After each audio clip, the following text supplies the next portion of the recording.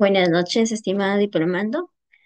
Bueno, el día de hoy, miércoles 8, vamos a desarrollar la sesión 4 de este diplomado. El tema de hoy que vamos a tratar es sepsis en obstetricia, para también ver lo que es el manejo de la clave amarilla. Bueno, cuando hablamos de sepsis, también tiene que ver con lo que es las causas de muerte materna.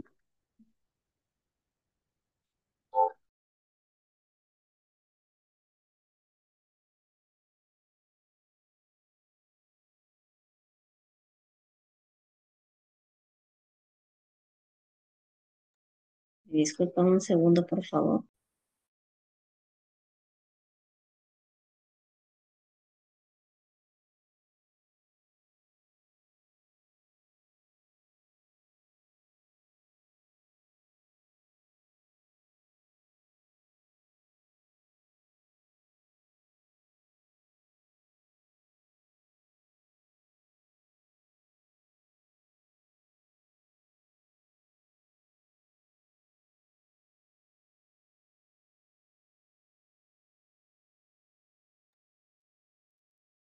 Disculpa. Bueno, bueno. Lo que es sepsis materna eh, es la tercera causa de muerte materna, ¿no? Es es otra de las causas más comunes, ¿no? Es una afección potencialmente mortal, ¿no? Que surge a partir de una respuesta del organismo a una infección o que causa daño a sus propios tejidos, a los órganos, y esto pues puede ser durante el embarazo, ¿no? Durante el embarazo, puede ser en el parto, puede ser posaborto o también se puede dar en el porperio, ¿no? Hasta los 42 días postparto, ¿no? Ya más adelante vamos a ver específicamente en qué estadios, ¿no? Entonces, ¿qué nos dice la Organización Mundial de la Salud? Nos dice que cada 2 minutos muere una mujer debido ya sea por el embarazo, ya sea en el parto, ¿no? Aunque han habido avances en sí en lo que es la disminución de la muerte materna, pero también han habido retroceso, ¿no? Sobre todo en los países donde eh, están aún en vía de desarrollo, en los países donde hay conflictos. Entonces, ahí ha habido un retroceso, pero sin embargo hay otros países que sí siguen disminuyendo, ¿no? Sus casos de muerte materna, como por ejemplo Chile, ¿no? Entonces, es el país que ha disminuido lo que es las muertes maternas. También nos dice la Organización de la Salud, bueno, define la sepsis en como la sepsis obstétrica o materna, como una insuficiencia orgánica causada por una infección, ya sea en el embarazo, en el parto, ¿no? O en el posaborto, ¿no? Dice, según las estadísticas de la Organización Mundial de la Salud, dice que la sepsis ha causado el 11% de las muertes maternas a nivel mundial.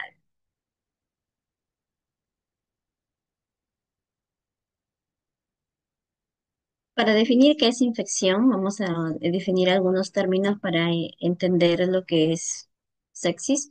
Entonces, nos dice que es un fenómeno microbiano que se caracteriza por una respuesta inflamatoria hacia la presencia de alguno de los microorganismos, ¿no? Que sea que invaden la parte de los tejidos, ¿no? Que están normalmente pues estériles, ¿no? La parte interior, ¿no? Y bacteriemia no es la presencia de bacterias visibles que se detectan ya pues mediante los análisis de sangre, ¿no?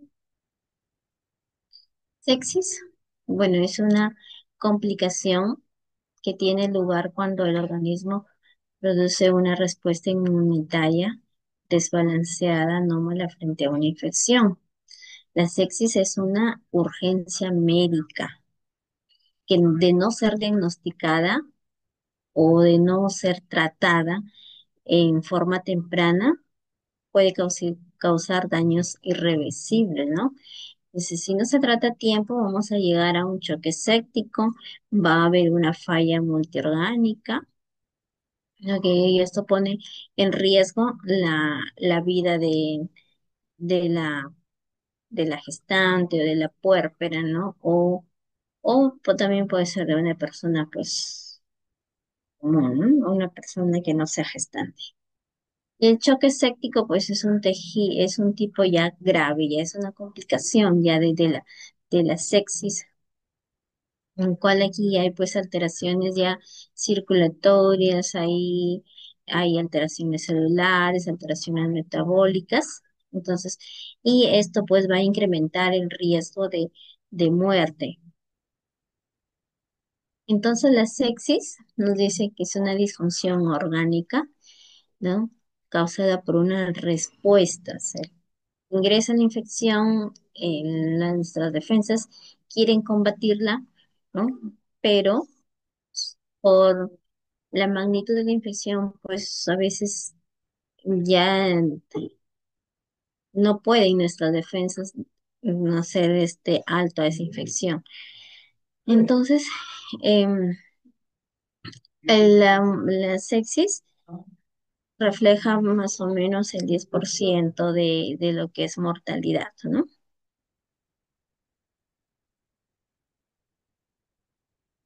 La sepsis, bueno, como ya le mencioné, es una principal causa de muerte, ¿no? También una muerte hospitalaria en el mundo. La tasa de mortalidad va entre del 15 al 50%, ¿no? Y afecta más o menos a 30 millones de personas cada año, ¿no?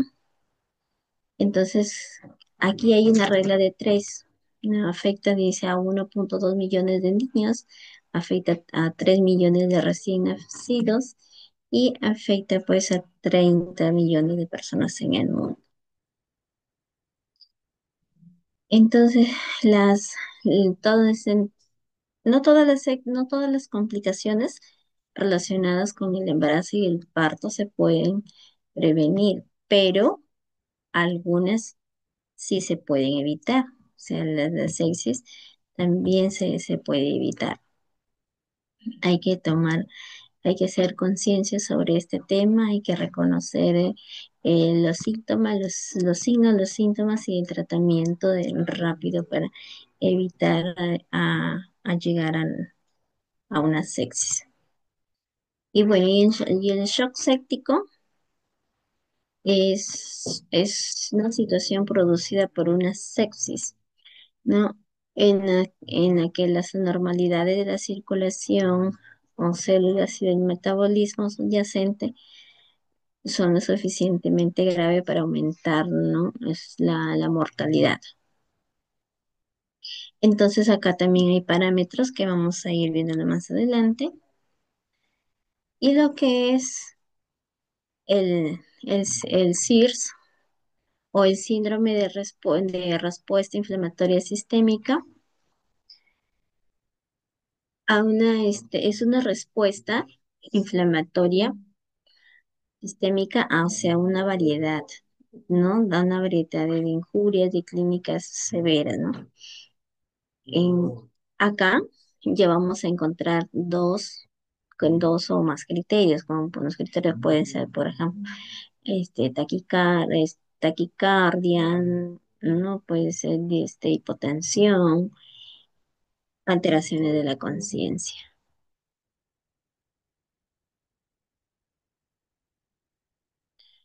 ¿no? Que como les mencionaba, pues en el CIRS vamos a encontrar una temperatura mayor a 38 grados o puede ser que ya está muy avanzada la infección, que puede haber disminución de la temperatura. La frecuencia cardíaca va a estar mayor a 90 latidos por minuto. ¿Ya? frecuencia respiratoria, pues va a estar también, va a ser mayor de 20 por minuto, ¿no? Y va a haber un reencuentro leucocitario mayor a 12.000, ¿no?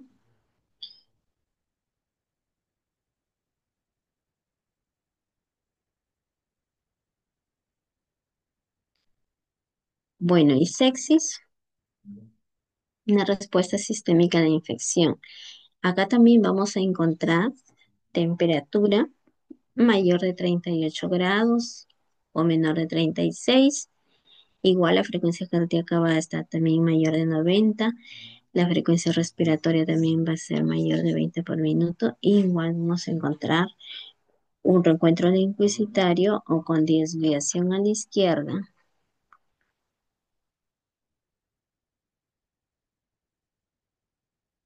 Bien, sepsis severa, ¿no? Ya está asociada con disfunción orgánica.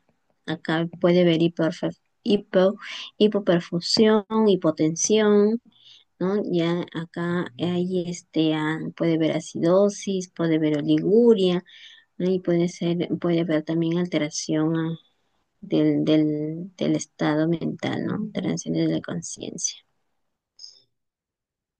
Puede haber sepsis en el shock séptico, también puede haber sepsis con hipotensión, así que la presión sistólica va a estar por debajo de 90 miligramos de mercurio, ¿no? No va a haber una reducción a lo que es 40 miligramos de la presión basal, va a haber una disminución de 40 miligramos de mercurio, ¿no? Aquí lo primero que se debe de hacer es, pues, administrar fluidos, ¿no? Si esto mejora, entonces hay que hacer el estudio, por qué fue la sepsis, ¿no? También hay acá alteraciones de la conciencia.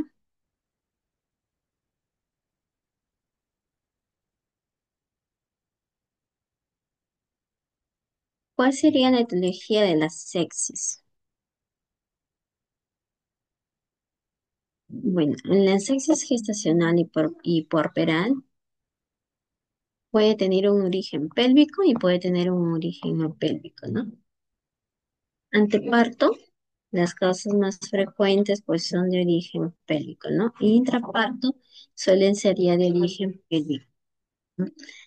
Y también hay un cierto porcentaje en el que a veces no se logra identificar cuál es el foco de la infección. Entonces acá mencioné, así como le mencionaba, ¿no? Las causas de sepsis de origen pélvico y no pélvico, acá tenemos, ¿no? Que anteparto puede ser, por ejemplo, una infección de tracto urinario, puede ser una neumonía, una apendicitis, ¿no? Una cardiomyelitis, un aborto séptico. Y de origen pélvico o posparto puede ser pues, la endometritis, una infección de herida operatoria, una infección de tracto urinario también, ¿no? Neumonía o puede ser un problema gastrointestinal.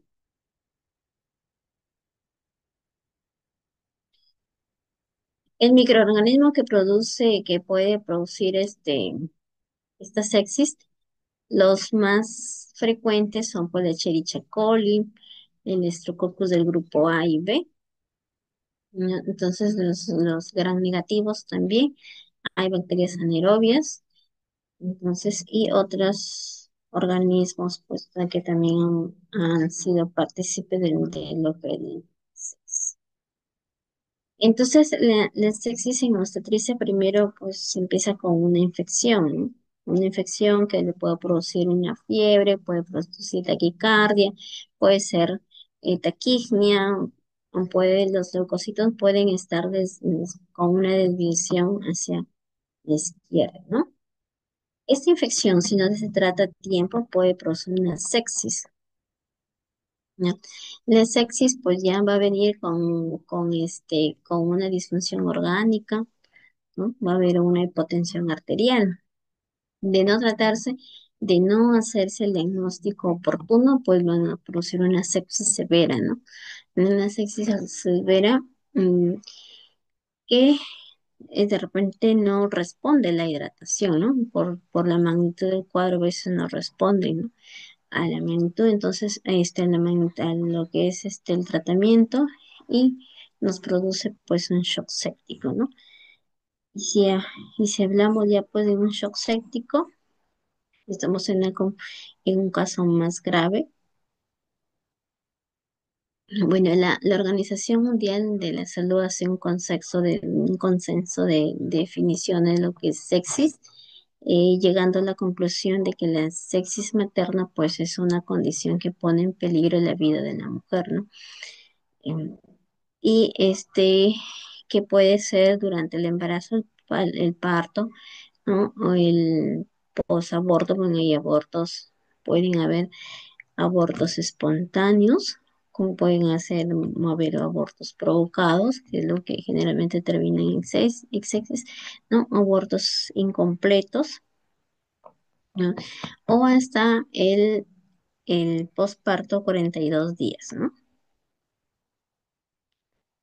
El 10% de las sepsis, pues, producen disfunción orgánica, ¿no? Y la sepsis severa, bueno, de ellas el 40% pues llegan a shock séptico.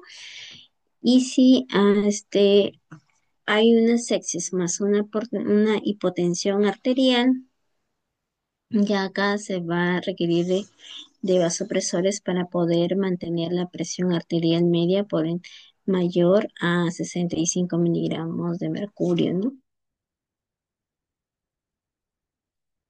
Cuando sospechamos de sepsis, hay que hacer una evaluación del QSOF. ¿En qué consiste?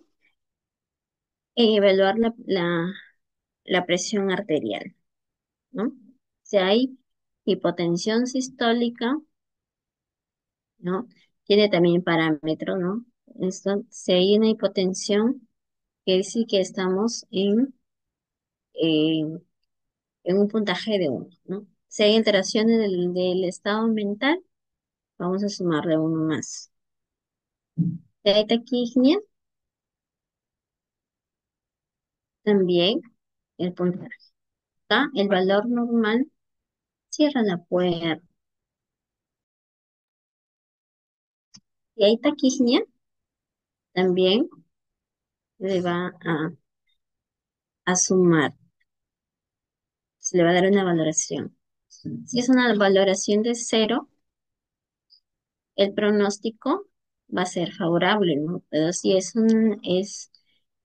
una valoración de más, de 2, igual a 2 o más, entonces ahí el caso ya va a ser más severo, va a ser mucho más complicado, va a ser difícil salir del cuadro, ¿no? Y sepsis materna para la Organización Mundial de la Salud nos dice que es una condición potencialmente mortal, ¿no? La define también como una disfunción orgánica causada por infecciones durante el embarazo, parto y puerperio o después del aborto. Entonces, infección más disfunción orgánica, esto nos va a dar la sepsis materna. La infección puede ser confirmada, puede ser sospechosa, más disfunción orgánica, ¿no? Entonces acá en una infección sospechosa confirmada hay que identificar la causa, ¿no? Y hacer también un control, hay que hacer un monitoreo para poder determinar cuál es el foco. Si hay falla multiorgánica, pues ya hay que hacer el tratamiento con, con todos los parámetros que nos indican nuestras guías, ¿no? Hay que hacer un monitoreo constante, hay que evaluar ciertos parámetros para poder ver si es que este paciente pues tiene evolución favorable, ¿no? No. Acá en lo que es la disfunción orgánica, pues va a necesitar ya de, de sostenimiento de que va a necesitar oxígeno esta paciente.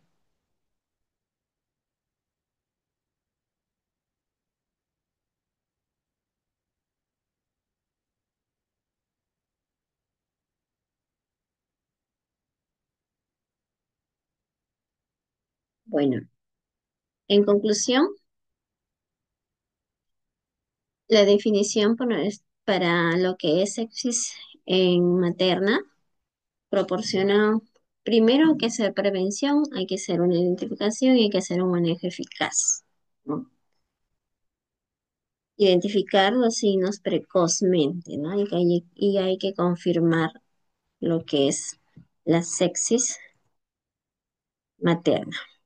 Y es acá entonces cuando vamos a aplicar pues nuestra clave amarilla.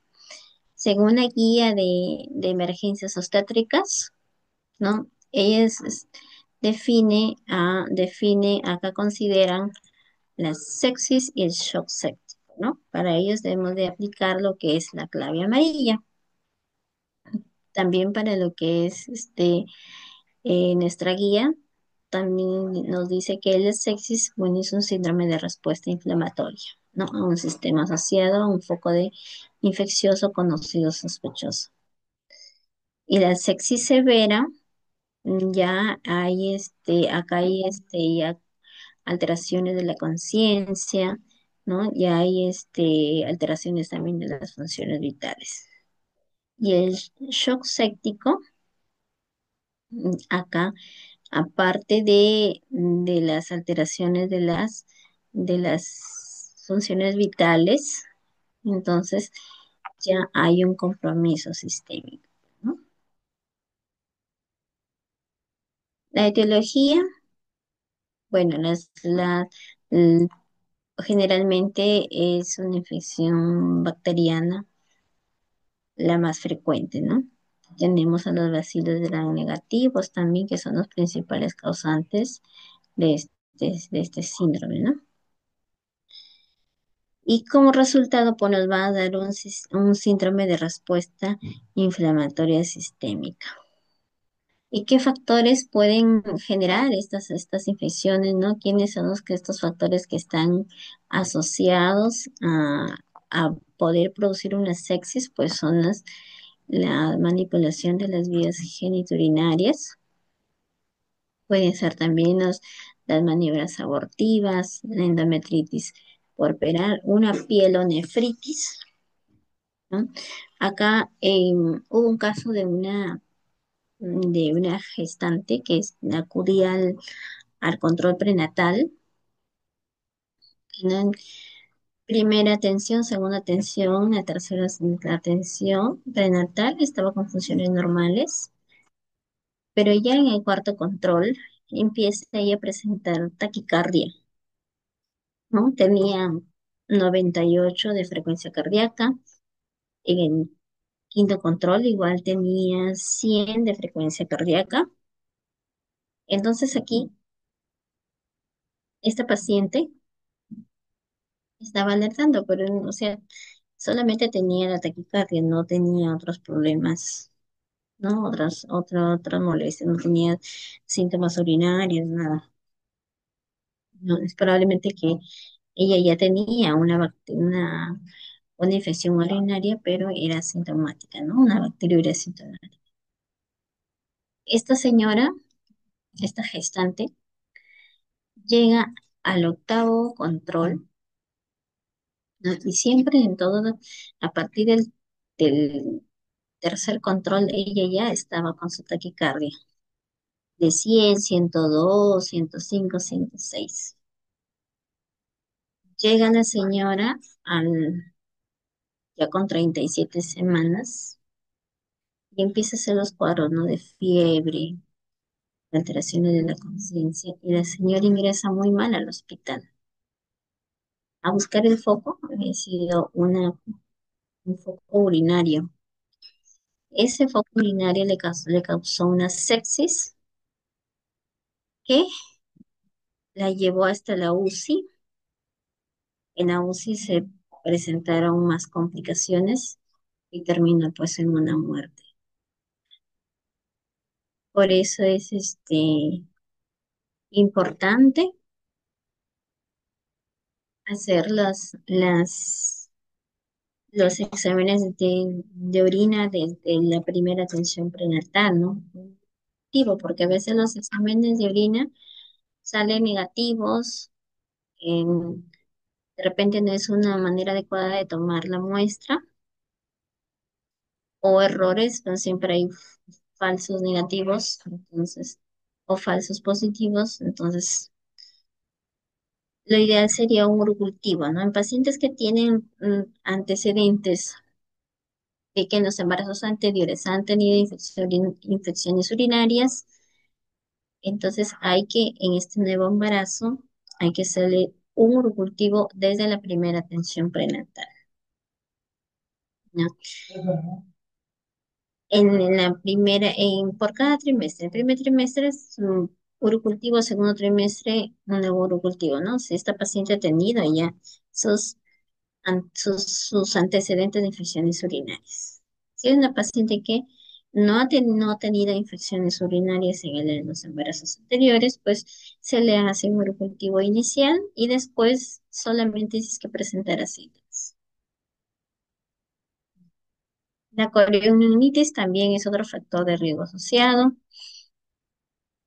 Hay cesáreas que en condiciones de riesgo. El parto no institucional, porque aún tenemos partos en domicilio. ¿No? Nos- no se atienden pues en las condiciones de vida, ¿no? El RPM prolongado. A veces hay gestantes que llegan a la consulta y les preguntan, me dice, estoy perdiendo líquido. ¿Desde qué hora? Estoy perdiendo líquido desde ayer, ¿no? O desde hace 2 días, y que ellas creen que es normal, ¿no? Entonces, el RPM prolongado. Sí, la extracción manual de placenta también. Ahí eso es un factor que puede estar asociado a una sepsis. La anemia y el estado nutricional. El cuadro clínico que considera la guía de emergencias obstétricas es ¿no? El síndrome de el SIRS, ¿no? Temperatura mayor a 38, taquicardia, ¿no? Mayor a 90 por minuto, taquipnea, la respiración es mayor a 20 por minuto, en la forma leucocitaria, los leucocitos mayor a 12.000 o menor de 4.000, o puede ser con una desviación a la izquierda, una desviación izquierda, o los ovastonodos mayor al 10%. En el shock séptico, ¿cómo vamos a encontrar el cuadro clínico? Va a haber una pulsación rápida o débil, la presión arterial va a estar baja, o menor de 90 miligramos, va a haber una palidez, la piel va a estar fría o puede estar sudorosa, ¿no?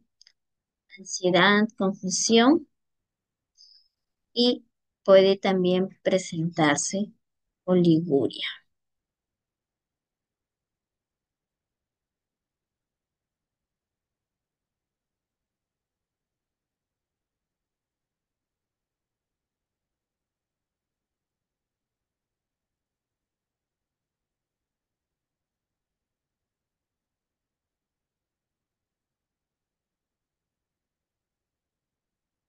En lo que es el diagnóstico, hay que hacer una buena historia clínica,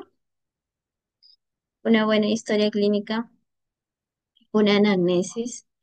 Hay que determinar qué factores asociados pueden haber producido esta sepsis. Hay que hacer el examen físico, ¿no? Evaluando los signos y síntomas. También hacer los exámenes de laboratorio antes de iniciar el antibiótico, ¿no? Pueden también haber diagnósticos diferenciales, como un aborto séptico, endometritis, pelonefritis, ¿no? Puede ser infecciones anexiales, ¿no? Puede ser un acceso pélvico, entonces una fascitis necrotizante. ¿Qué exámenes debemos de pedir? Lo principal que debemos de pedir es un hemograma completo, ¿no? Un perfil de coagulación, ver también lo que es plaquetas, el grupo sanguíneo, factor RH, ¿no? TGO, TGP, hacer también un hemocultivo, ¿no? O si es posible hacer una secreción cervical, ¿no? Un urocultivo, un examen completo de orina. Entonces, ¿cuándo vamos a activar nuestra clave amarilla? Miren la pregunta. ¿En qué momento la vamos a activar? Si nos encontramos en un establecimiento de primer nivel de atención, en donde solamente tengo pues personal de obstetricia, técnico, enfermera, ¿no? Y lo primero que tenemos que hacer, entonces, es estabilizar y referir. Si la paciente es una paciente obstétrica, pues, y si además de eso tiene fiebre y tenemos, ¿no? Analizado o sospechamos del foco infeccioso, hay que buscar criterios de SIRS. Entonces, acá, para que sea un SIRS, tiene que haber dos de las siguientes alteraciones, que puede ser fiebre o que puede ser uno con temperatura menor de 36. Taquicardia, ¿no? La frecuencia cardíaca mayor de 90. O puede ser en frecuencia respiratoria también mayor de 20 respiraciones por minuto. Como acá en el primer nivel de tensión, no todos los establecimientos tenemos laboratorio, entonces si tenemos fiebre, taquicardia o hay frecuencia, hipotensión, presión arterial menor de 90, entonces ya sospechamos de una probable sepsis. Bien, ¿qué es lo que tenemos? Bueno, y si nos encontramos en un establecimiento de segundo y tercer nivel de atención, ya tenemos, tenemos una paciente con una gestante o una puérpera, ¿no? O una paciente que de repente mm, te dice que se estuvo sangrando una semana, que estuvo eliminando coágulos y que ya no sabe si está embarazada. Primero que tenemos que sospechar que de repente fue un aborto, ¿no? Hay fiebre y se determina o sospechamos de un foco infeccioso. Hay que buscar igual los criterios de SIRS, dos o más criterios, nos dice que es una probable sepsis. Como en el segundo y en el tercer nivel de atención, pues ya podemos, ya contamos con laboratorio y ya le podemos empezar a hacer un hemograma, ¿no? Un hemograma, un examen completo. Y para poder también ya aquí ya podemos ir identificando lo que es el score SOFA, ¿no? Si es este score SOFA tiene una puntuación mayor de 2, entonces ya nuestro diagnóstico es sepsis, por lo tanto ya debemos de activar la clave amarilla.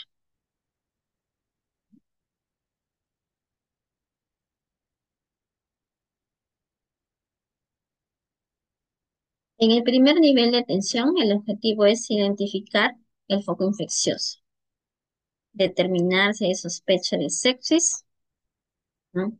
Dar el tratamiento inicial y coordinar el traslado de la paciente, ¿no? A un establecimiento de nivel 2. Entonces, si no tiene laboratorio, no cuenta con médico, su vía, lo principal, ¿no? La vía, hacerle la referencia inmediatamente si me encuentro en un nivel en primer nivel de atención que no tengo otro medio. Si ya estoy en un nivel 2, entonces al menos ya puedo hacer pues un hemograma, ¿no?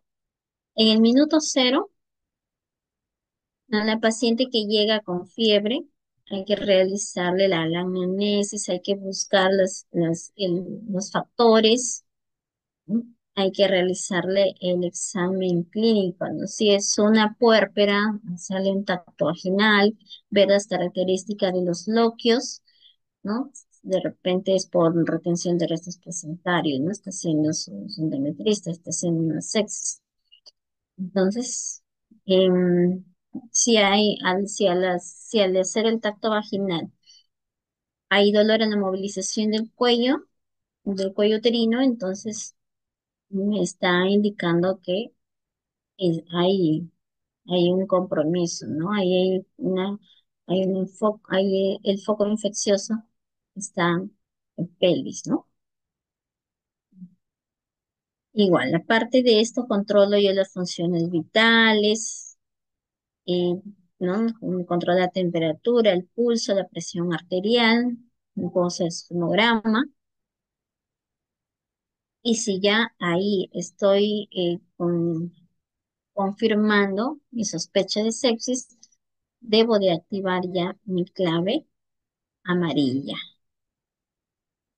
El tratamiento inicial, lo que debo de mantener primero son las vías permeables, debo de verificar la disponibilidad del oxígeno, ¿no? Si hay y si la paciente requiere de, de oxígeno, pues se le va a colocar, ¿no? De 1 a 4 litros por minuto. Puede ser en máscara de Venturi o máscara pues con reservorio, ¿no?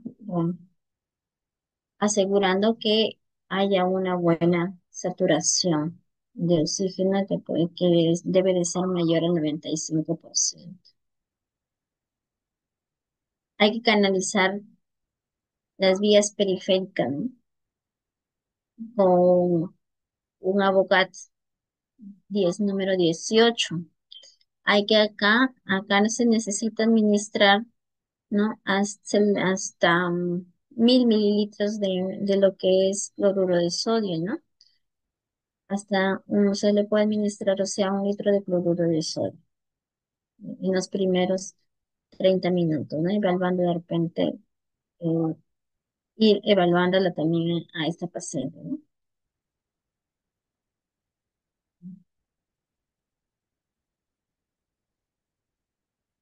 Iniciar, como ya se le ha tomado, ya el laboratorio ya le ha tomado sus análisis, entonces ya podemos iniciar la antibiótico terapia, ¿no? De manera empírica, ¿no? Porque acá todavía no tenemos, o sea, se le ha hecho un hemograma, se le ha hecho, pero no se le ha hecho el hisopado, ¿no? De las secreciones, o el urocultivo, ¿no? Que el resultado sale entre 3 días, entonces hay que iniciar ya con la antibiótico terapia, ¿no? Dentro de la primera hora que se ha confirmado el diagnóstico, hay que iniciar ya con antibiótico terapia. Entonces, y la antibiótico terapia pues es la penicilina. La penicilina es sódica, ¿no? O puede ser también gentamicina o metronidazol. Son de la primera elección. Hay que hacer en el monitoreo de las funciones vitales cada 15 minutos, ¿no? Verificando la presión arterial, el pulso, ¿no? La respiración. Y si todavía esta paciente está gestando, hay que realizar también el monitoreo de latidos cardíacos fetales, ¿no? Ver si hay la presencia de dinámica uterina, ¿no? Acá, si es gestante, hay que verificar también que el bebé no esté con una taquicardia fetal, ¿no? Que de repente ya está comprometiendo también al bebé, y puede producir una taquicardia fetal, ¿no? Coordinar el traslado de la paciente hacia el segundo nivel de atención, ¿no? Si ya se lleva con la clave amarilla, ¿no? Con con la antibiótico terapia que se le ha colocado, se registra en la hoja de emergencia, a qué hora se le colocó, cuánto se le colocó, ¿no? Se llena la hoja de referencia también con el resultado de análisis que se le ha tomado y todo lo que nos ha referido el paciente y debe de ser acompañada por un profesional capacitado, ¿no?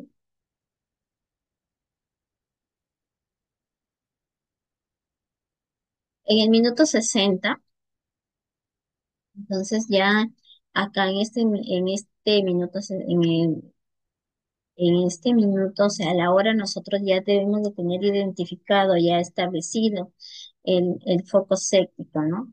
Entonces, continuar con el monitoreo de las funciones vitales y el paciente pues ya debe de estar siendo referido, ¿no? Y en el segundo y en el tercer nivel de atención, también es determinar la probable sexo o ya confirmar el diagnóstico con el que vino, con el que llegó la referencia, ¿no? Entonces, y si no, pues si la paciente llega directamente al hospital, pues hay que hacer igual el tratamiento con la toma de los análisis, ¿no? E iniciar la antibiótico terapia, evaluar, ¿no? La sepsis mediante el score SOFA, ¿no? Que ya lo vimos en las láminas anteriores. Entonces, si esta paciente se encuentra en shock séptico, hay que ya ver también el manejo en la unidad de cuidados intensivos, ¿no? Porque ya acá es un manejo ya médico quirúrgico. Si este establecimiento pues no cuenta con UCI, hay que ser un establecimiento ya de mayor capacidad resolutiva, donde cuenten con unidad de cuidados intensivos. Entonces, ¿qué es lo que tiene que hacer? Igual, igual como se hizo en el primer nivel de atención, ¿no? La anamnesis, identificar el foco y establecer el criterio de SIRS, ¿no? Y ante la sospecha de sepsis, pues hay que brindar el manejo inicial, ¿no? Igual tenemos que hacer el tratamiento inicial del oxígeno, si es que es necesario colocarle oxígeno, ¿no? ¿No? La vía periférica de que tiene que ser canalizada, eso sí, ¿no? Sí, sí o sí, tiene paciente que llega en, en estos estados, tiene que colocarse su vía, ¿no? Para poder administrar el fluido y los antibióticos, ¿no? El monitoreo constante también de las funciones vitales cada 15 minutos, ¿no? Y del monitoreo también materno-fetal. Además de los análisis básicos que se hacen en un nivel 2 o 3, acá pues ya hay que hacer pruebas hepáticas, hay que hacer ya, ¿no? Entonces ya hay que hacer los demás análisis para que puedan determinar el grado de gravedad de esta paciente. Hay que solicitar ya acá ecografías obstétricas para ver también la valoración del bebé. De repente eso nos está gestando, hay que ver, evaluar el líquido amniótico. De repente es una ruptura prematura de membranas, ¿no? Entonces hay que, hay que identificar. Acá, en el minuto 60 se debe de reevaluar ya todas las actividades que hemos hecho. O sea, si está respondiendo a lo que inicialmente nosotros le hemos colocado, ¿no? Entonces, si ha respondido a los fluidos, si ha respondido a la antibioterapia. Acá también hay que verificar los latidos del bebé, si está con taquicardia o ya está normal. La presión arterial aquí ya debe de haber mejorado, ¿no? Con con los fluidos, con el cloruro de sodio que se le ha colocado, acá ya debió de mejorar la presión arterial. Entonces, si en el caso pues de que no mejorara, entonces ya quiere decir que ya estamos hablando pues, de, de un caso más complicado, en donde ya tiene que intervenir, pues ya tiene que ser quirúrgico el manejo. Aquí ya se reúne pues el médico anestesiólogo, se reúne el ginecólogo, el médico intensivista, ¿no? Obstetricia, enfermería, todo para poder hacer una junta médica o determinar qué casos, qué es lo que va a continuar, ¿no? En el caso ya de que este paciente pues ya hace cuidados intensivos, de que no responde al tratamiento inicial.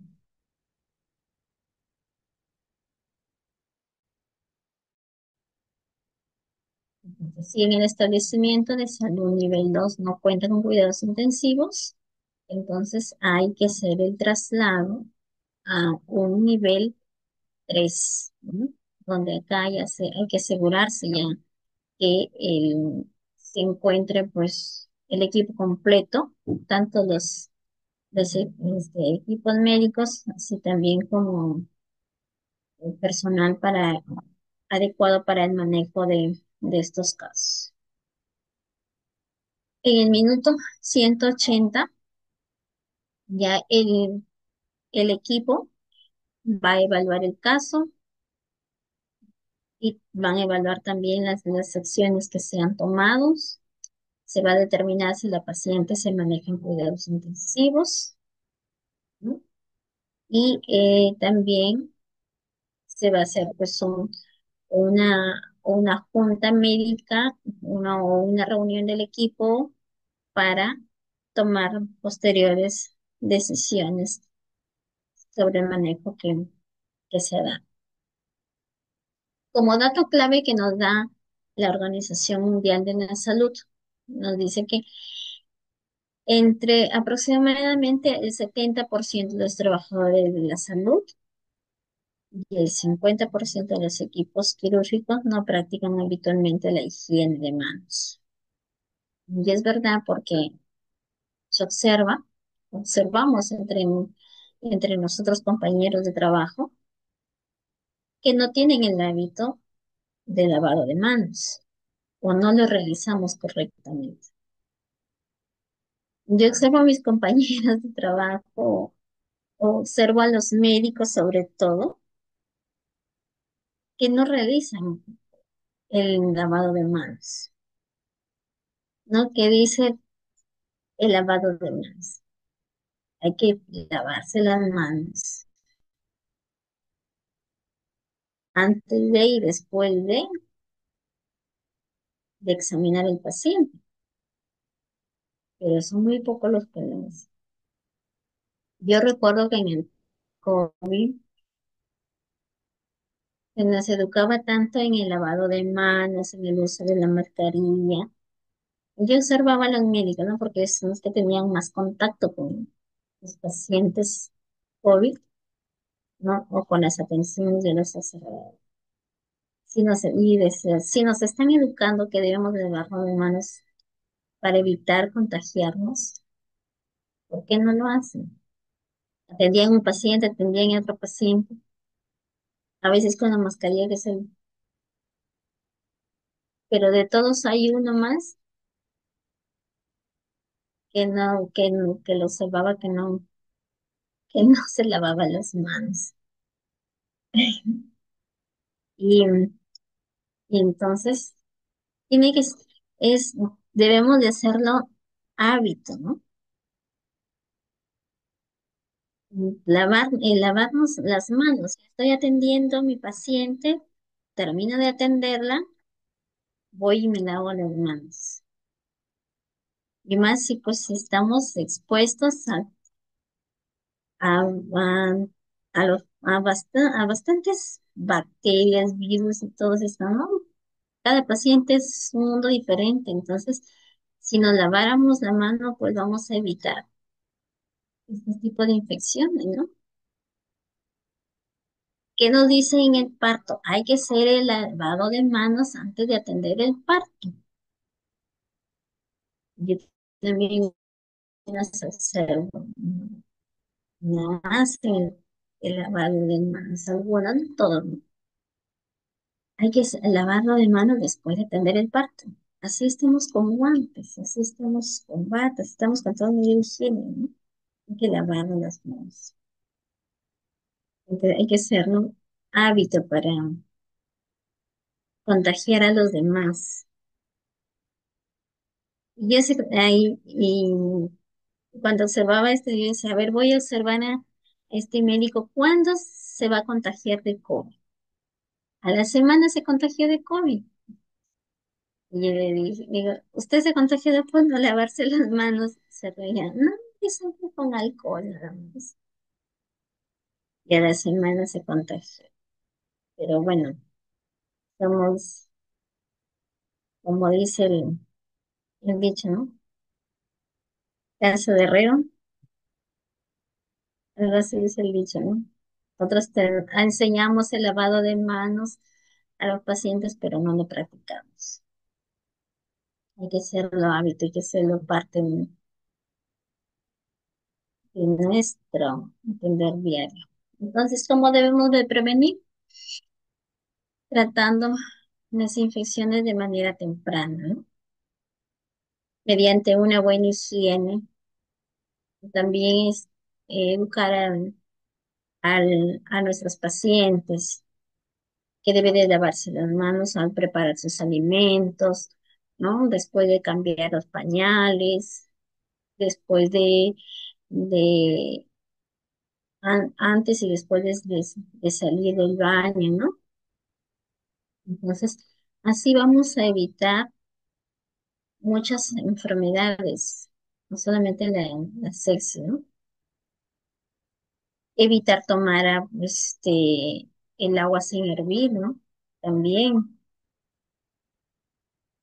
evitar los inodoros insaludables, ¿no? Menos la gestante está más propensa a las infecciones vaginales, pues hay que educarla, señora. En lo posible, evite ir a los baños públicos, recibir sus vacunas, llevar una alimentación saludable, ¿no? La anemia, mire, la anemia es un factor de riesgo para las sepsis. Tenemos la desnutrición, la obesidad, entonces tenemos una alimentación adecuada, vamos a evitar este fenómeno.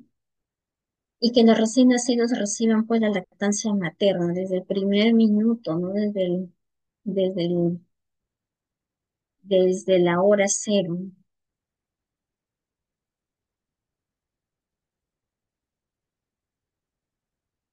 Bueno, este tema es un poquito pesado, ¿no? De pesar lo que es sepsis.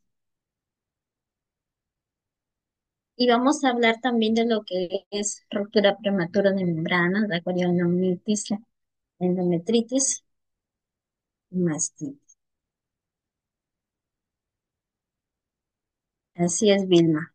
Nosotros mismos nos estamos exponiendo. Así es que, chicas, ustedes van a hacer la diferencia y van a estar con el constante lavado de manos para contagiar a los demás de los buenos hábitos, no de las enfermedades, sino de los buenos hábitos. Bueno, y la ruptura prematura de membranas, eh, de esto es antes del inicio, se le llama ruptura prematura de membranas, cuando se rompen antes del trabajo de parto, ¿no? Y en una gestación posterior a las 22 semanas, porque de la semana 1 hasta las 22 semanas se les dice aborto, amenaza de aborto, un aborto frustro, aborto inevitable, ¿no? Pero a partir de las de las ya 23 semanas en adelante, ya estamos hablando de partos pretérminos, ¿no? Parto prematuro, hasta las 36 semanas. 37 semanas ya es un embarazo, ya un parto término ya. Entonces, la frecuencia varía entre el 4 al 18% de los partos, ¿no? Y esto pues puede causar parto pretérmino, ¿no? Eh, Hay gestantes que por de repente por una infección urinaria, un traumatismo, hicieron ruptura de membranas a las 30 semanas, 32 semanas, ¿no? Pero que no hay trabajo de parto, o sea, no inician el trabajo de parto. Estas, estas gestantes se quedan hospitalizadas, ¿no? Para hacer el monitoreo. Pero supongamos que por ahí empieza ya a presentar una infección o empieza el trabajo de parto. Entonces, más ruptura de membranas ya no se puede detener, ya tiene que terminarse, ¿no? Entonces va a terminar en un parto pretérmino. Y en los embarazos a término, una gestante de 30, o sea, a término ya una gestante de 37 semanas, 38 semanas, se presenta pues en un 16 a un 21%. Una gestante, una gestante de, supongamos, 37 semanas llega, o 38 semanas llega y dice, estoy perdiendo líquido desde hace 3 horas, 4 horas, y al evaluarla no encontramos dilatación, entonces se está hablando de una ruptura prematura de membranas, que no hay trabajo de parto. ¿Cuánto tiempo debemos esperar? Un aproximado de 6 horas para que ya está término esta paciente, en 6 horas máximo ya. Si no inicia el trabajo de parto, pues ya tiene que haber una inducción, una maduración cervical de acuerdo a los parámetros que hayan para para el parto. ¿Qué factores de riesgos pueden causar o podemos encontrar? Podemos encontrar de uno a dos factores de riesgo. El antecedente del RPM, esta señora ya es su tercer hijo y dice, señorita, en el primer embarazo rompí membranas antes de que iniciara el trabajo de parto. En el segundo embarazo igual, en el tercero se va a volver a presentar. En parto pretérmino, 30, 32 o 35 semanas, rompió membranas. Entonces es un antecedente que lo puede volver a repetir. No es que lo va a repetir, sino que lo puede volver a repetir. Antecedentes de cirugía cervical o de repente cuello corto, ¿no? Son anomalías a veces que se presentan en los cuellos superiores. El déficit de zinc o de vitamina C también contribuye a una ruptura prematura de membranas. Un polidramio es por la distensión abdominal, ¿no? Ahí la polidramio es que hay mucho líquido, entonces se distiende el abdomen, se distienden las membranas y termina por romperse. El embarazo múltiple, también embarazo gemelares, ¿no? Se distiende, entonces puede terminar ¿no? Las infecciones también vaginales, infecciones urinarias, placenta previa o DPP, desprendimiento prematuro de placenta, también se puede producir un RPM, ¿no? Efecto temporal y efecto transverso. Fue el control prenatal deficiente, porque no podemos de repente determinar ningún tipo de infección, o tiene una infección que no fue tratada, pues, y puede terminar en un RPM.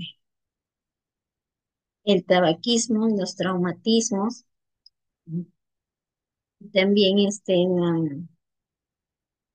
en tener relaciones sexuales también puede producir un RPM, aunque dice, el tener relaciones sexuales no está contraindicado, pero si hay una infección previa,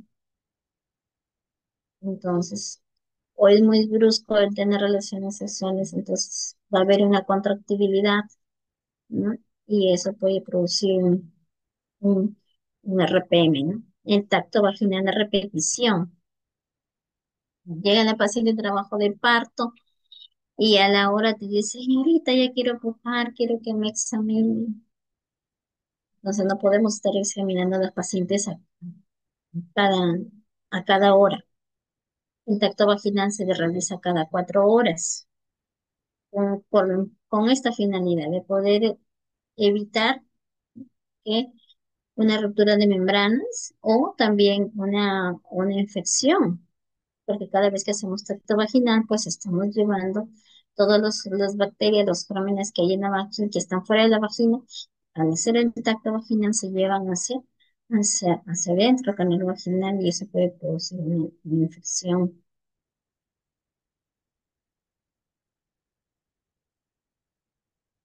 El cuadro clínico, bueno, la pérdida de líquido, al examinar la paciente llega con pérdida de líquido, se le coloca en posición ginecológica y se evidencia, no se le hace pujar a la paciente y ahí se vemos la salida de líquido, que puede ser claro, puede ser amarillo, puede ser verde, sanguinolento.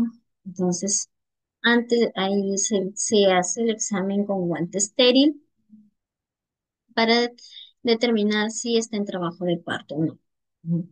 Si esta mujer tiene funciones vitales estables, pues estamos hablando simplemente de un RPM. ¿No?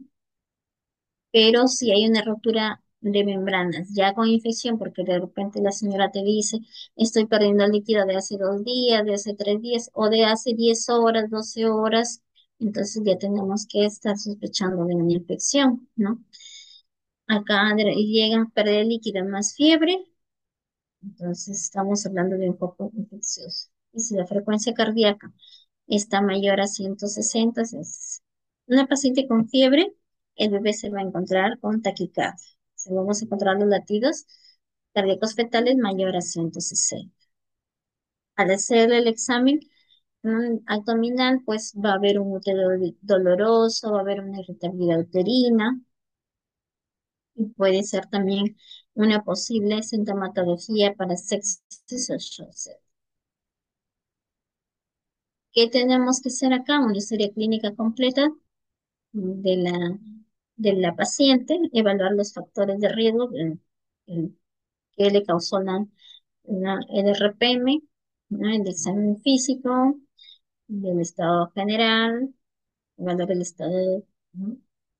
el, el estado de conciencia, el monitoreo fetal, cómo se encuentran los latidos fetales y con presencia de contracciones o no.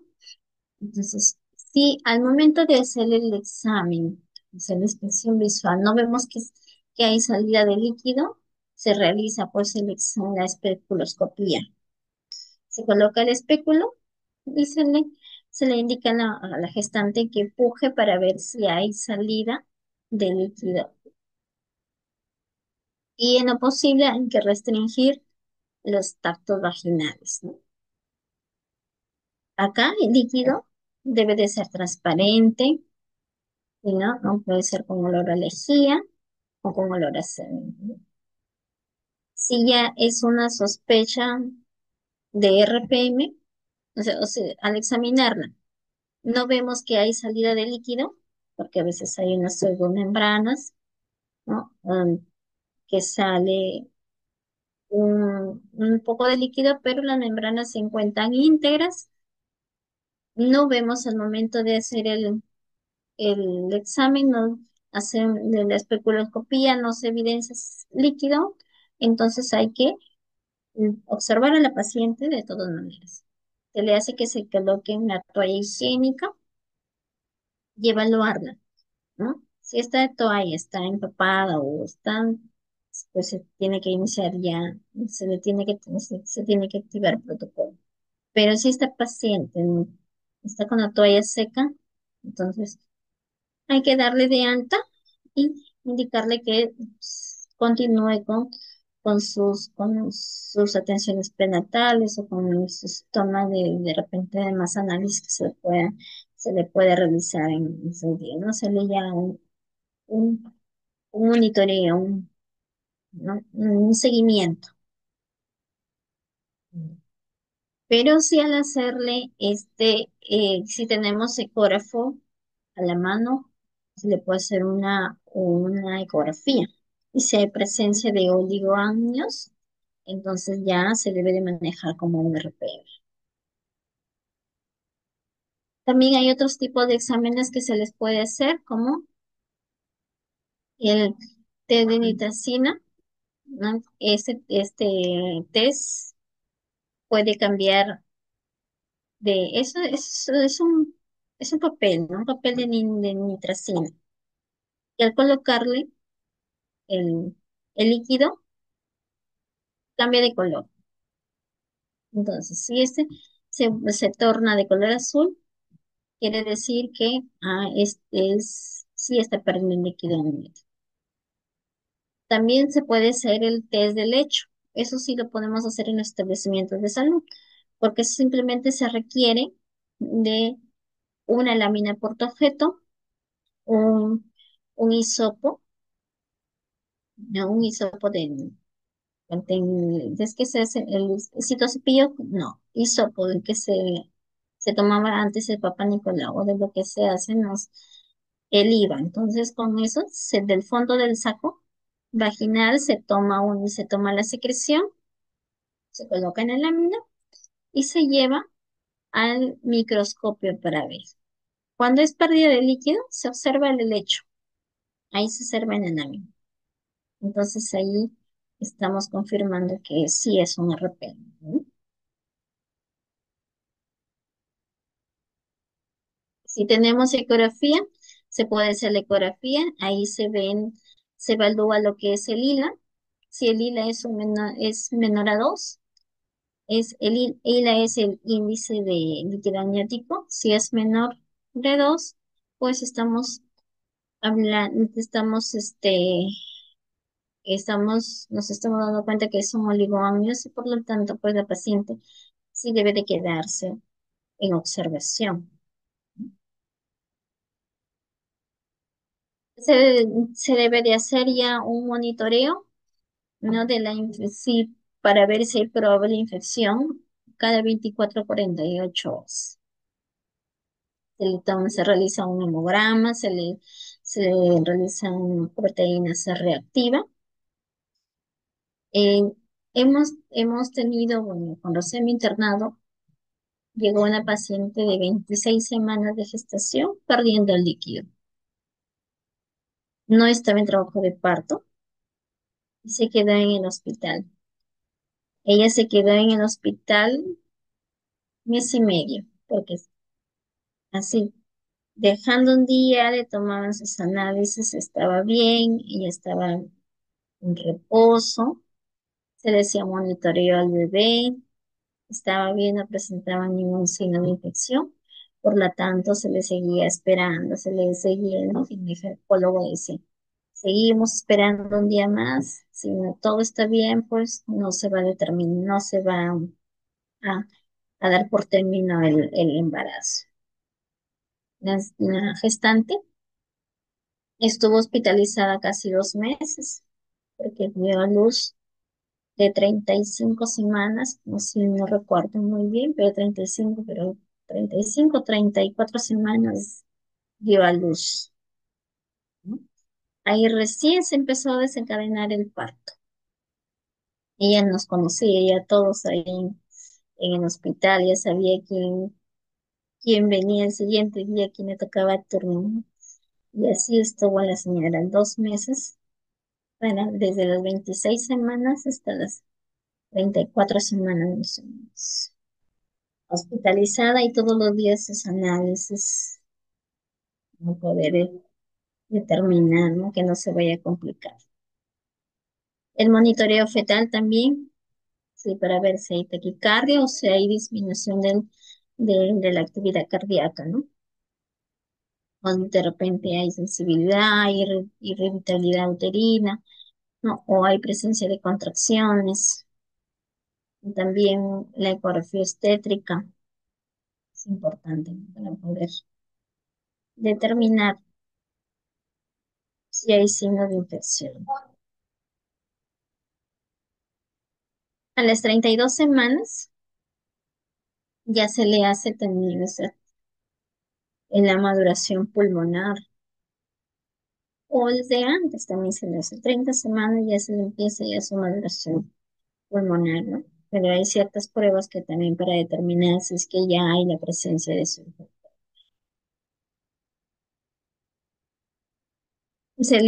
Para evaluar el bienestar fetal, pues se realiza también un monitoreo electrónico fetal,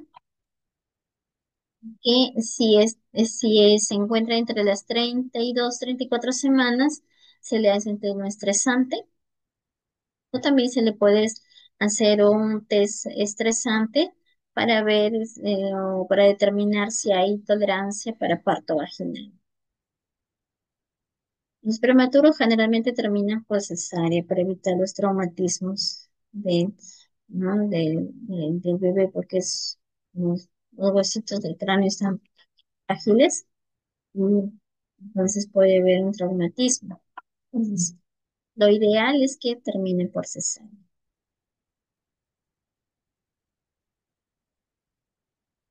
El tratamiento, bueno, es la hospitalización, el reposo, los antibióticos, eh, determinar, ¿no? Si hay que evaluar si la gestación se termina dentro de las 24 horas siguientes al RPM o no, ¿no? Se debe evaluar también el bicho, si es compatible para hacer una inducción de trabajo de parto o no, ¿no?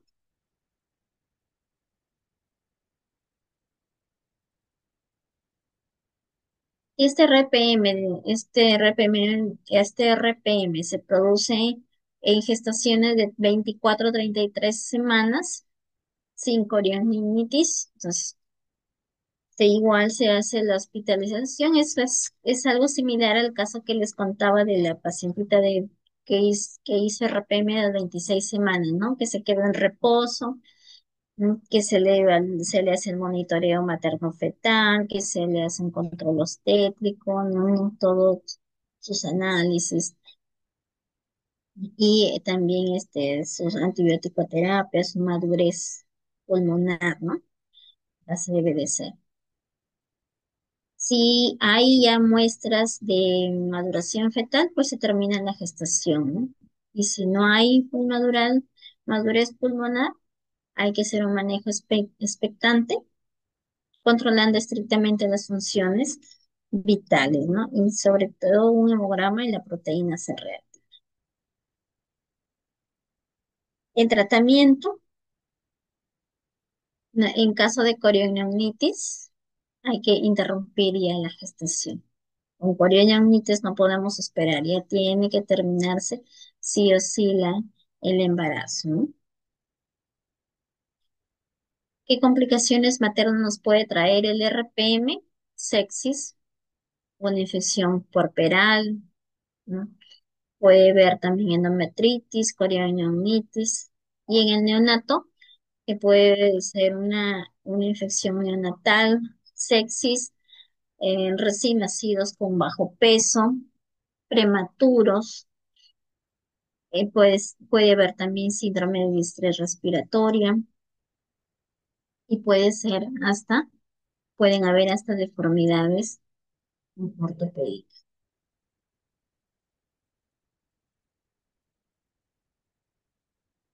Eso es lo que es el RPM.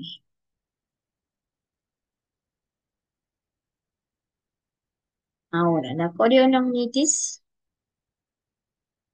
¿no? Ya es una infección de la cavidad amniótica. O sea, ya aquí está hablando ya de las membranas, ¿no? La placenta tiene membranas Ya. Y cuando hay una infección ya de esas membranas, eso se llama corioñonitis. Se origina también a partir de las 22 semanas, en 23 en adelante, porque hasta las 22 semanas se llama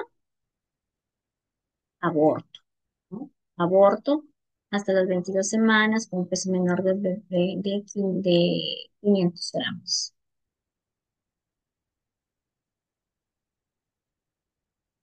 Los factores de riesgo para la corioñonitis, pues es el RPM, ¿no? La pérdida también de tapón mucoso, más de 48 horas. ¿No? La paciente entra en trabajo de parto y dice, señorita, estoy perdiendo tapón mucoso desde hace 3 días, 4 días, entonces ya hay un factor de riesgo por ahí asociado en que más tarde nos podría hacer una corionitis. Ese paciente de repente tiene anemia, todo el embarazo se le pasó con anemia, otro factor de riesgo, ¿no? O el coito, tener relaciones sexuales también. El trabajo de parto prolongado, mujeres que demoran en el trabajo de parto, ¿no? Avanzan 1 centímetro cada 3, 4 horas. Entonces, otro factor de riesgo. Los tactos vaginales frecuentes, como les mencionaba. El tacto vaginal se realiza cada 4 horas, ¿no? O a menos pues que la paciente te diga, ya quiero pujar, quiero ir al baño, ¿no? Entonces ya siente que ya va a salir el bebé, entonces tenemos que hacerlo antes, ¿no? El cuadro clínico, pues hay una sensibilidad uterina normal. La paciente se encuentra muy fibrosa, demasiado fibrosa, puede ver líquido con mal olor, fiebre, taquicardia, la paciente está consciente de frecuencia cardíaca, ¿no? Y también se puede haber alteraciones en la frecuencia cardíaca del bebé, ¿no? Del feto. Y ahí también aumenta la contractibilidad uterina. ¿Cómo la podemos determinar? ¿Qué exámenes auxiliares debemos de realizar? Un hemograma, la proteína C reactiva, un cultivo, si fuera posible también realizar un cultivo de líquido amniótico, ¿no? Ecografía, para evaluar el perfil biofísico fetal, ¿no? Si hay oligohidramnios, si ese líquido está disminuido, cuando el oligohidramnios es cuando el líquido está disminuido. Polihidramnios es cuando hay demasiado líquido. Y pues también hay que hacer de su test estresante o su test no estresante, ¿no? A ver si hay presencia de dictos en DIC3. En la corionionitis hay que tratarla también con antibiótica y terapia, colocarle su cloruro. Hay que culminar la gestación, ¿no? Si es una gestación menor de 26 semanas, hay que inducir un parto vaginal. Pero también hay que colocarle sus corticoides, o sea, hay que colocarle para realizar maduración pulmonar. Si es una gestación mayor de 32 semanas, entonces van a optar por un parto vaginal, pero si hay indicación obstétrica, se puede terminar por cesárea, ¿no? Si es una gestación de 34 semanas a más, en ya 35, 36 semanas, pues ya un parto vaginal, pues, ¿no? Pero si el RPM está dentro de las 6 horas. Si no hay trabajo de parto, en esas 6 horas no hay trabajo de parto, ¿no? Pueden inducir, no puede, y si no responde a la inducción, pues va a terminar en una cesárea. Pero lo preferible sería, pues, la cesárea para que no sufra mucho trauma el bebé. Pasamos a lo que es endometritis puerperal. Acá ahí es una infección del ascendente del endometrio, ¿no? Es una infección polimicrobiana de la parte del endometrio. Estamos hablando ya del útero, ¿no? Entonces, los gérmenes que se han encontrado en la vagina, en el cervix, han, han ido ya hacia el útero y han invadido el miometrio y eso están produciendo ya una endometritis. ¿Con qué frecuencia se dan? Se dan en un promedio de 5% en los partos vaginales y hasta en un 15% en las cosas, ¿no? Entonces, tenemos más endometritis en cesáreas que en parto vaginal. ¿Por qué será? Porque en las cesáreas están tocando directamente útero, mientras que en el parto vaginal, pues, en el parto vaginal solamente pues se hace tacto en vagina, ¿no? No llegamos hasta el útero, pues. Solamente está el cuello uterino, pero no hasta el útero. La etiología de la endometritis se han encontrado que son los gram positivos, gran negativos, gran positivos en un 50%, los gran negativos en un 30% y los anaerobios en un 50%. Entonces, todos estos gérmenes son los que producen la endometritis. La Gardnerella, la coli, los estreptococos producen endometritis. Y el factor de riesgo para una endometritis fue la anemia, el estado nutricional, ¿no? El RPM, el nivel bajo socioeconómico, porque si no hay platita, pues no va a alimentarse bien esta paciente, ¿no? Parto domiciliario, obesidad, diabetes, ¿no? Vaginosis bacteriana. Por eso es importante en las gestantes cuando tienen sus infecciones vaginales, deben de tener su tratamiento para no causar un RPM, para no, o después, posteriormente, no estén con una endometritis. Trabajo de parto prolongado, los tactos vaginales. Bueno, parto instrumentado ya no se hace, felizmente, pero eso también era un factor para la endometritis. La extracción manual de placenta. Todo eso sí se hace porque la placenta pues no sale, pues, no hay una retención de placenta y hay que sacarla manualmente. Y esto pues también está asociado a una endometritis. La retención de restos placentarios también, y también esas áreas que son indicadas con riesgo. El cuadro clínico, en una endometritis vamos a encontrar fiebre, ¿no? Después que va a aparecer, la fiebre va a aparecer después de las 24 horas postparto. O inmediatamente no va a aparecer la fiebre, sino después de las 24 horas. Generalmente cuando ya la paciente salirá de alta, si es un parto normal, en 24 horas ya se va a su casa, entonces ahí la paciente va a presentar fiebre, ¿no? Va a haber dolor también dolor abdominal. Y si se le hace un tacto vaginal, va a haber dolor en la movilización del cuello uterino. Los loquis van a estar con mal olor y el útero pues no va a involucionar.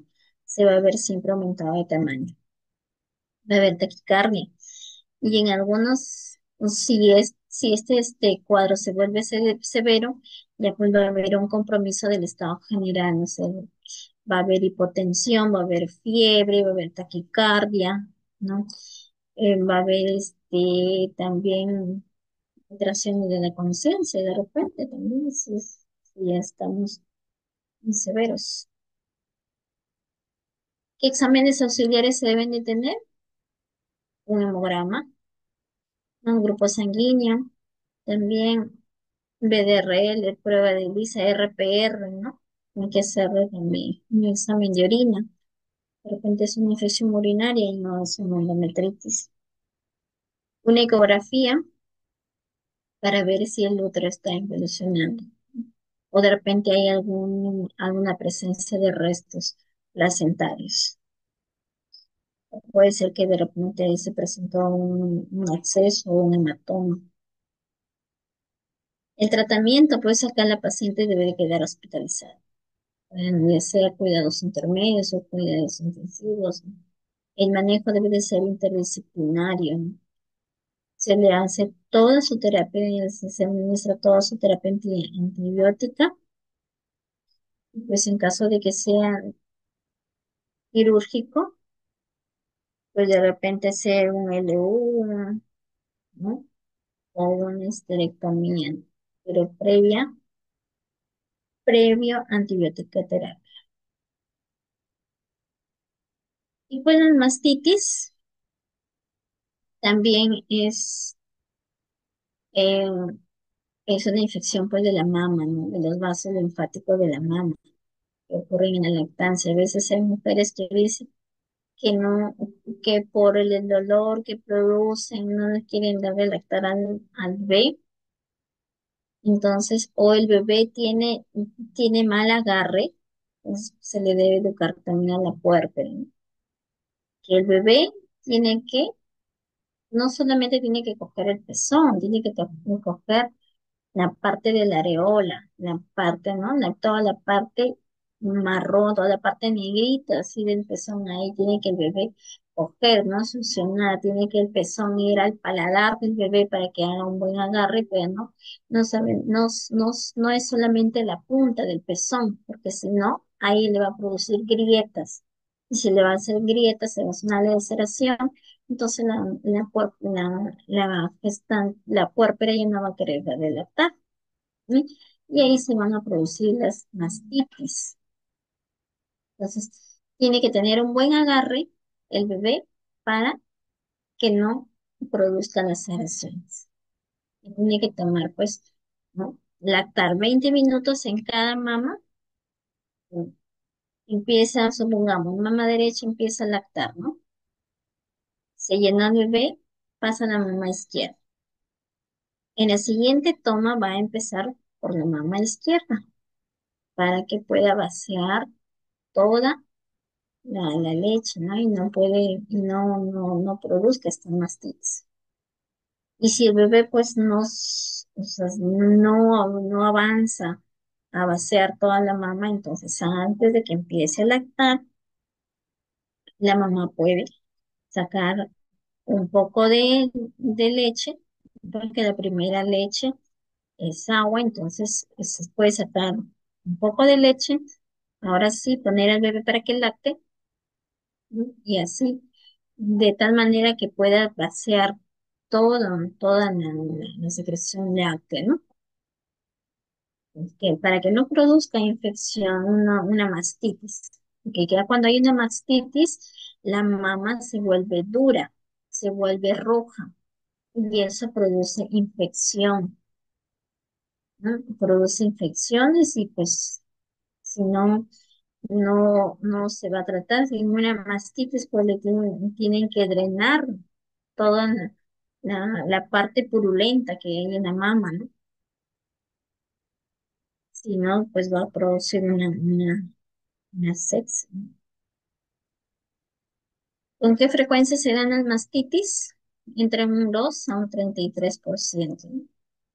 Sobre todo en las, en las que son mamás por primera vez, que no hay experiencia en lactancia, entonces ahí se pueden presentar las mastitis, ¿no? Y se presentan con más frecuencia entre la segunda y la tercera semana postparto.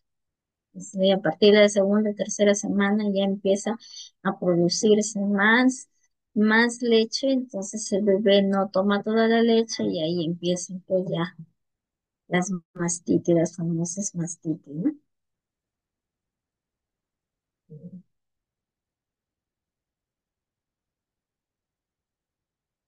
Entonces acá en lo que es los factores de riesgos asociados son las mujeres que dan a luz por primera vez, el estado de nutricional también deficiente, los pezones aplanados, hundidos o muy pequeños, por eso les explicaba, tienen que coger, son pezones aplanados, tienen que coger toda la parte militar. Ahí el bebé ya va a ir formando ya el pezón, ¿no?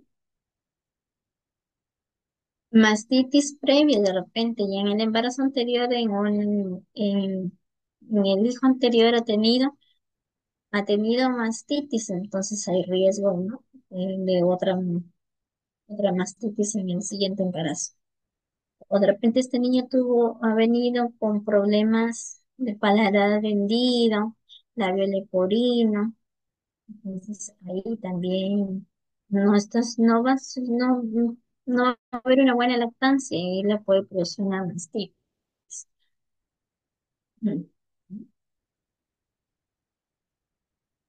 Y también porque no hay una higiene de manos. Aquí es importante ya el, el trabajo ya con la puérpera en casa, ¿no? Porque cuando ya la mujer da a luz, está de 24 horas con nosotros, hay que es- educarla que debe de lavarse las manos al momento que va a dar de lactar, ¿no? Antes de dar de lactar, después de dar de lactar, porque no solamente ahí se va a contaminar ella, sino también le va a poder contaminar al bebé, ¿no?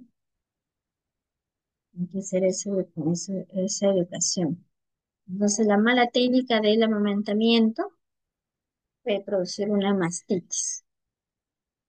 El estrés materno, porque siempre en las pacientes que he tenido, dicen, ¿no? Es cuando son primerizos de todo eso. No sé cómo darle lactar, no sé cómo cogerlo, no sé cómo agarrarlo al bebé, y entonces se estresan de no saber atender a su bebé, entonces, y eso pues puede ser que ya sea para ella más fácil darle la fórmula, ¿no? Y si le dan la fórmula no va a haber ya no va a succionar, pues no va a tomar toda la producción láctea y eso se convierte en mastitis, ¿no? Se convierte en una secreción purulenta. El cuidado clínico,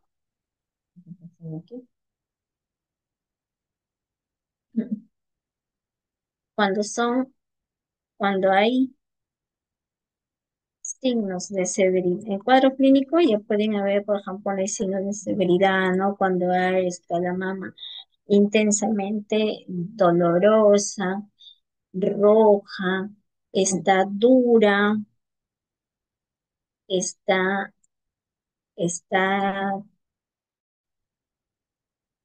está, es decir, la palpas está caliente la mama, entonces, ¿no? Aparte de eso, la puérpera tiene fiebre, ¿no? Tiene escalofríos, ¿no? Ya se siente, ¿no? Hasta con hipotensión, entonces esas son ya complicaciones, ¿no?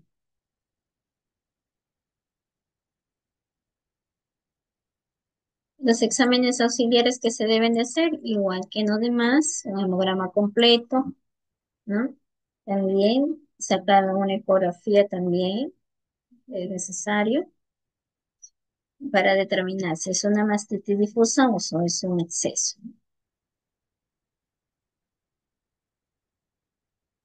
¿Qué se debe de hacer? El tratamiento debe de ser hospitalizar. Si es que hay complicaciones, si son criterios de severidad que ya necesitan hacer un drenaje, pues se tiene que quedar la paciente hospitalizada. Pero aún así debe de continuar pues, con la lactancia, ¿no?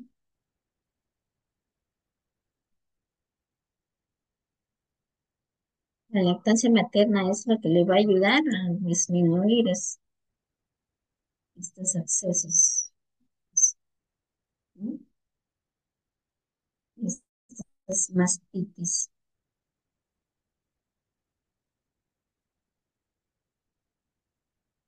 Bien, chicas, si tienen alguna pregunta. Es un tema un poquito pesado esto de sexismo y ya en los próximos temas vamos a hablar control prenatal, entonces va a ser un poco más ameno. ¿Alguna pregunta hasta acá? ¿Tienen alguna duda? Pueden hacérmela saber. Espero que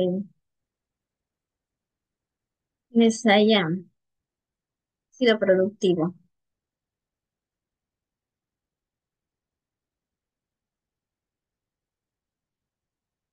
Muy amable, Vilma. Vilma, ¿dónde trabajas o de qué parte eres?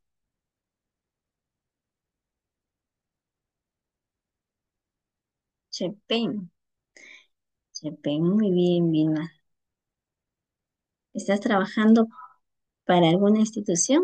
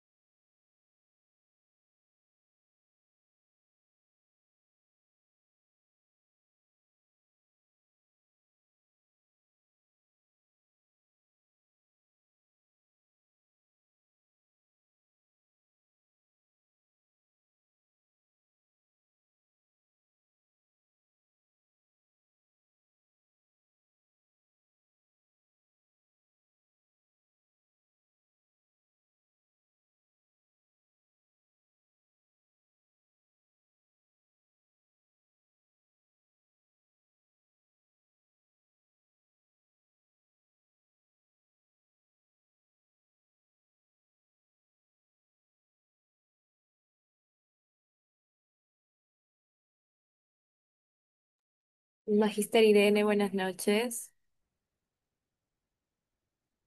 Buenas noches. Buenas noches, sí. Agradecerle nuevamente por la ponencia en esta cuarta sesión. La verdad ha sido muy, muy enriquecedora. Yo también he estado por ahí haciendo mis apuntes, aunque de repente no soy de la carrera quizá, pero siempre sirven este tipo de informaciones, ¿no? Entonces, ahí para la próxima clase igualmente, creo que todas las personas que hemos permanecido hasta el final de la sesión aprovechamos cada consejo, cada información que nos brinda para bien. Entonces, de esta manera, agradecemos y damos ya por culminado lo que es la sesión, ¿verdad?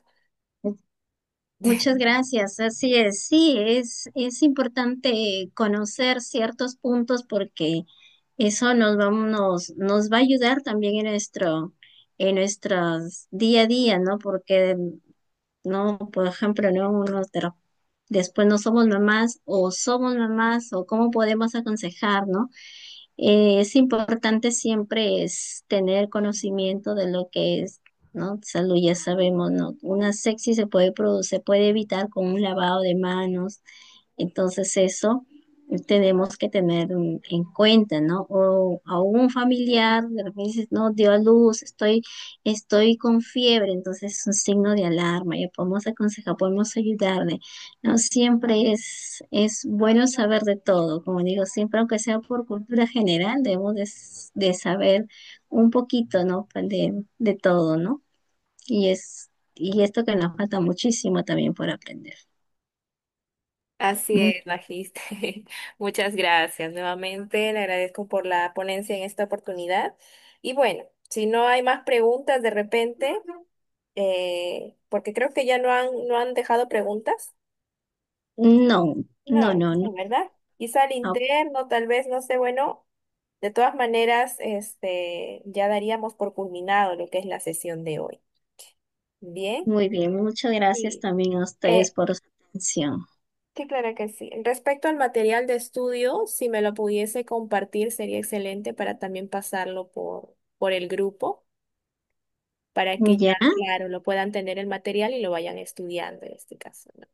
Le voy a dejar mi Sí, no número hay problema. para que me lo pueda Ay, enviar Michelle, por ese medio. ya, ¿Ok? está bien. Por Entonces favor. me deja su número y yo le envío la ponencia.